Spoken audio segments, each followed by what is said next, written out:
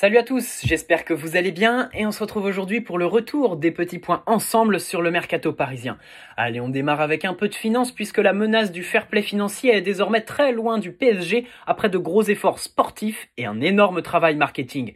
En effet, le dernier mercato estival s'est conclu avec une balance positive de 14 millions d'euros. D'autre part, les deux énormes contrats signés avec Nike, qui rapportera 80 millions d'euros par an jusqu'en 2023 au lieu de 25 millions, et avec le groupe Accor, qui rapportera 50 millions d'euros par an au lieu de 25, récompensent un gros travail de la part du club pour avoir des comptes qui entrent dans les clous. Ajoutez à cela le chèque que l'UEFA fera au club parisien pour sa participation à la Ligue des Champions, et vous obtenez des comptes qui sont bons et qui permettent d'envisager de belles choses. Bonne nouvelle donc pour Paris. Nouvelle moins enthousiasmante qui concerne Edinson Cavani. L'information est sortie ce matin dans la presse italienne et selon Gianluca Di Marzio, le Matador tient un accord de principe avec l'Atlético Madrid sur les bases d'un contrat de 3 ans. Sky Sport va plus loin en affirmant que l'opération pourrait s'effectuer dès cet hiver. Mais si le joueur est d'accord moralement avec l'Atlético, un accord avec Paris pour un départ prématuré semble plus difficile à obtenir. L'Atlético doit dans un premier temps libérer de l'espace numérique dans son groupe et dégager de la masse salariale par de possibles départs. Lemar et Costa sont évoqués.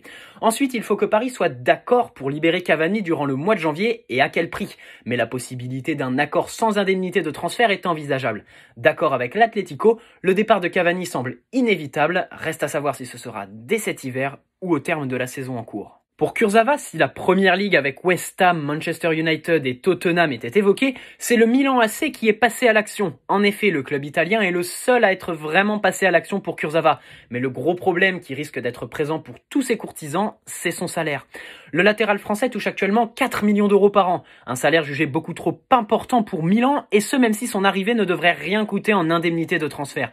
Notons aussi la position de force du joueur qui peut négocier librement une grosse prime à la signature l'été prochain. Mais à l'instar des autres flops de l'RQSI, son salaire est un gros frein aux négociations. Pour Draxler, c'est en Ligue 1 que ça s'active. Selon RMC, Lyon a proposé un prêt et Nice serait prête à satisfaire les exigences financières du PSG dès cet hiver. Mais Paris n'a pas donné suite à la proposition lyonnaise, privilégiant un transfert sec. Et Draxler s'accroche à Paris. L'Allemand veut convaincre les dirigeants de le prolonger et compte sur la deuxième partie de saison pour faire ses preuves. Si Draxler doit envisager un départ, ce ne serait que l'été prochain. Chez les Titi, ce sont 4 noms qui ressortent et 4 dossiers chauds que Leonardo devra gérer. Adil Aouchiche aimerait rester au club mais veut des garanties notamment sur son temps de jeu. Cependant, le joueur a été très peu utilisé par Tourelle depuis le début de saison et son entourage discute avec le FC Barcelone. Attention. Pourquoi si c'est différent? Le joueur a plus joué, mais son départ vers Leipzig semble acté. Encore une fois, attention au possible regret qu'un nouveau départ d'un joueur à fort potentiel pourrait occasionner, surtout que les récentes prestations de Kouassi avec les pros sont bonnes. Loïc Mbesso pourrait de son côté poursuivre sa progression dans le cadre d'un prêt au Havre. Les deux clubs ont entamé les discussions et Leonardo n'est pas contre l'idée d'un prêt cet hiver au club entraîné par Paul Le Guen. Et enfin, même si plusieurs clubs de Ligue 2 se sont manifestés pour un prêt d'Arnaud Calimuendo, le joueur devrait rester à Paris cet hiver. Un hiver qui sera décisif pour Paris et ses jeunes. Leonardo doit faire les bons choix et faire signer quelques contrats pro quand même, histoire de montrer que la formation du PSG, ça peut se concrétiser. Pour Marquinhos, c'est plus clair et la prolongation de son contrat pour 2 ans jusqu'en 2024 pourrait se finaliser très prochainement. Si le Real, Manchester City et la Juventus surveillent la situation de Marquinhos, le danger d'un possible départ semble très éloigné. Pour Mbappé, il y a aussi des discussions autour d'une prolongation, mais elles ne sont pas aussi avancées. Rien n'est bien concret et un accord est encore loin d'être trouvé. Vous le savez tous, le Real rêve d'Mbappé, c'est réciproque, et la Maison Blanche semble être le seul danger pour le PSG. Dans le sens des arrivées, c'est le dossier Lucas Paqueta qui est complètement relancé depuis hier. En effet, c'est encore Gianluca Di Marzio qui nous informe que Leonardo aurait entamé les discussions avec l'agent du joueur et les Rossoneri afin d'envisager un transfert dès cet hiver. Nicolo Schira va plus loin en expliquant que Paqueta est malheureux à Milan et qu'il veut se trouver une porte de sortie en janvier. Et selon Calcio Mercato, Paqueta est très attiré par le PSG et le gaucher de 22 ans pouvant évoluer en relayeur ou en milieu offensif a noué un lien fort avec Leonardo. Une relation fusionnelle que le directeur sportif parisien pourrait utiliser pour faciliter l'arrivée de Paqueta à Paris selon RMC. De son côté, Milan n'est pas fermé et c'est très simple. 35 millions d'euros sont attendus pour lâcher le Brésilien. Reste à savoir si le PSG est prêt à débourser cette somme pour Lucas Paqueta dès cet hiver. Pour Sandro Tonali, le PSG doit faire face à la menace de la Juventus et de l'Inter Milan qui surveillent de très près l'évolution du joueur avec Brescia. L'intérêt du PSG est réel, mais on sait pertinemment que Tonali privilégiera un club italien en cas de départ.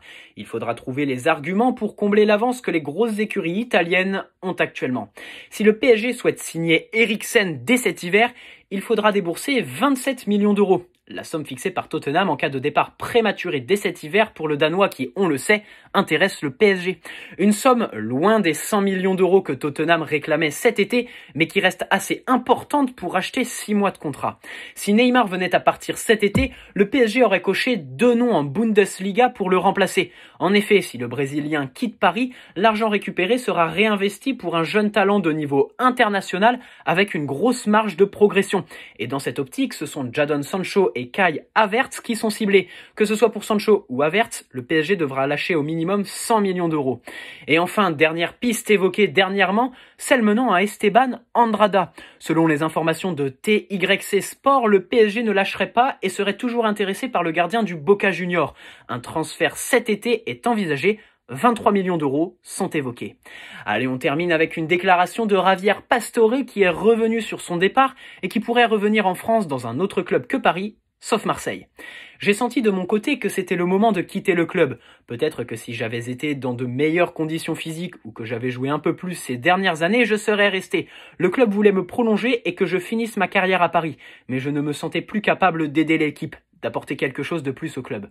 Un retour en France, je ne sais pas. Il y a beaucoup d'équipes intéressantes comme Lyon qui est un club symbolique en France. Mais il y a d'autres équipes aussi. Marseille, non. Marseille, jamais. Voilà, c'est tout pour aujourd'hui et ce point sur le mercato parisien qui, on le rappelle, commencera le 1er janvier. N'hésite pas à poser un like si cette vidéo t'a plu, t'abonner si ce n'est pas déjà fait. Bonne soirée à tous, joyeuses fêtes, profitez des vôtres, bonnes vacances si c'est le cas, et puis, allez Paris, ciao.